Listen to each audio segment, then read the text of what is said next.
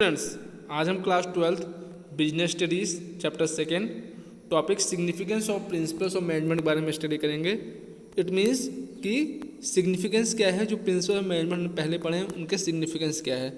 तो इसमें कुछ सिग्निफिकेंस जो दिए हैं उसमें पहला क्या है, first providing managers with useful insights into reality. The principle of management provide the managers with useful insights into real world situations. Adherence to these principles will add to their knowledge, ability, understanding of managerial situations and circumstances. It will also enable managers to learn from past mistakes and conserve time by solving recurring problems quickly. Such management principles increase managerial efficiency. For example, a manager can leave routine decision making to his subordinates and deal with exceptional situations which require her or his expertise by following the principles of delegation. अब इसमें क्या है, देखिए principles जो होते हैं management के वो फिक्स होते हैं, मतलब कि उसमें कुछ चेंजेस हम सिचुएशन के हिसाब से चेंज कर सकते हैं। अगर कोई भी मैनेजर इस प्रिंसिपल्स को यूज़ करेगा तो कहीं ना कहीं वो अपनी नॉलेज लगाएगा, अपनी एबिलिटी लगाएगा और उससे क्या होगा, उसके अंदर थोड़ा और उस सिचुएशन को हैंडल करने की कैपेबिलिटी बढ़ेगी। सेकंड क्या है हमारा, optimum utilization of resources and effective administration. Resources both human and material available with the company are limited. देखिए जो रिसोर्सेज होते हैं ह्यूमन के पास या कंपनी के पास, जो भी मटेरियल है वो लिमिटेड है कहीं ना कहीं, और उनको ऑप्टिमम यूज मतलब कि उसको इस तरह से यूज करना है, उसका सही प्रयोग करना है। By optimum use we mean that the resources should be put to use in such a manner that they should give maximum benefit with minimum cost. वही चीज़ हुआ कि ऑप्टिमम यूज़ मतलब क्या हुआ कि हमको रिसोर्सेज लिमिटेड है और उसको इस तरीके से यूज़ करना है कि हमको मैक्सिमम प्रॉफिट मिले विथ मिनिमम कॉस्ट, कम से कम पैसा लगे और ज़्यादा से ज़्यादा प्रॉफिट हो। ये हमारा सबसे बड़ा उद्देश्य होना चाहिए। Principle equip the managers to foresee the cause and effect relationship of the decision and actions. और प्रिंसिपल्स जो होता है वो ये बताता है मैनेजर्स को इस चीज़ के लिए ज़्यादा वो करता है कि वो ये देखते रहें कि कॉज एंड इफेक्ट रिलेशनशिप क्या है, जो उन्होंने डिसीजन लिया है उसका एक्शन क्या हो रहा है, मतलब कॉज एंड इफेक्ट इसको बोल सकते हैं, उसका डिसीजन क्या लिया और एक्शन क्या हुआ। With the trial and error approach can be overcome. और इससे क्या होगा, ट्रायल एंड एरर, ट्राई किया हमने, कोई अप्रोच आया नया उसको ट्राई किया, फिर उसमें कोई प्रॉब्लम हुई उसको सुधार करने के लिए। Effective administration necessitates impersonalization of managerial conduct so that managerial power is used with due discretion. Principles of management limit the boundary of managerial discretion so that their decision may be free from personal prejudices and biases. For example, देखिए principal management ये चीज़ ensure करता है कि वो जो आपका कहीं कि क्या होता है कि पर्सनल जो होता है, पर्सनल चीज़ें भी सामने चली आती हैं और कुछ और चीज़ें, तो ये सब चीज़ों को दूर करने के लिए वो कहीं ना कहीं कोशिश रहती है। थर्ड हमारा है scientific decision. Decision must be based on facts, thoughtful and justifiable in terms of intended purposes. They must be timely, realistic and subject to measurement and evaluation. Management principles help in thoughtful decision making. क्या होता है, कहीं ना कहीं जो decisions होते हैं वो फैक्ट्स पे आधारित होते हैं, थॉटफुल होते हैं और कहीं ना कहीं उसको जस्टिफाई कर चुका होता है किसी न किसी पर्पस के लिए। They emphasise logic rather than build faith. Management decisions taken on the basis of principles are free from bias and prejudice.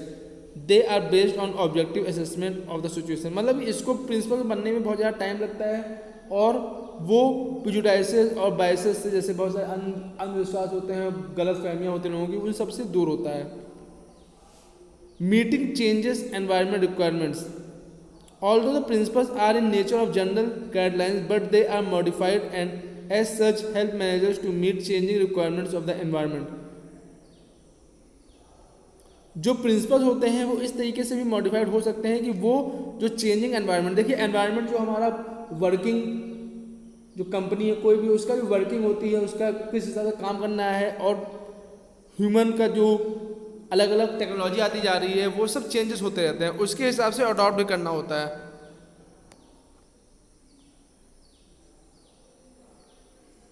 Companies are specializing in their core competency and divesting non-core business. In this context, one may cite the decision of Hindustan Lever Limited in diversifying non-core business of chemicals and seeds. Some companies are outsourcing their non-core activities like share transfer, management and advertising to outside agencies. अब देखिए इसमें एक शब्द आया outsourcing. Outsourcing आगे पहले भी इसको पढ़ चुके हैं, और नॉन कोर और कोर एक्टिविटी ही पढ़ चुके हैं। आउटसोर्सिंग जैसे हम कुछ काम कोई कंपनी दूसरी कंपनी को सौंप देती है उसको करने के लिए, चाहे वो जैसे चाहे उसको रेंट पे उनको दे देती है। कोर एक्टिविटी क्या होती है, जो हमारे मेन एक्टिविटीज़ होती हैं, और नॉन कोर एक्टिविटीज़ जो हमारी मेन एक्टिविटीज़ नहीं होती हैं।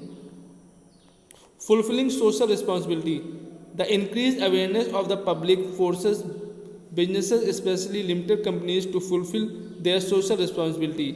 क्या होता है सोशल रिस्पॉन्सिबिलिटी, क्या होती है सोशल रिस्पॉन्सिबिलिटी, आप पहले पढ़ चुके हैं क्लास 11th में। सोशल रिस्पॉन्सिबिलिटी क्या होती है, जो कंपनीज होती हैं उनकी सोसाइटी के लिए भी कुछ रिस्पॉन्सिबिलिटी होती है।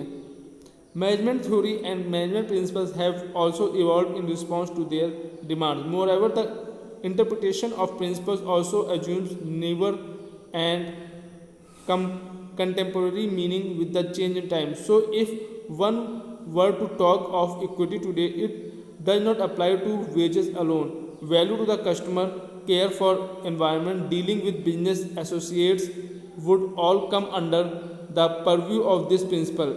As an application of this principle, we find that public sector undertakings have developed entire township। जैसे कुछ पब्लिक सेक्टर एंटरप्राइजेस होते हैं, उन्होंने एक अलग टाउनशिप टाइप का बना दिया। जैसे आपका BHEL हो गया, उसने रानीपुर हरिद्वार में ऐसा टाउनशिप वहाँ पे है।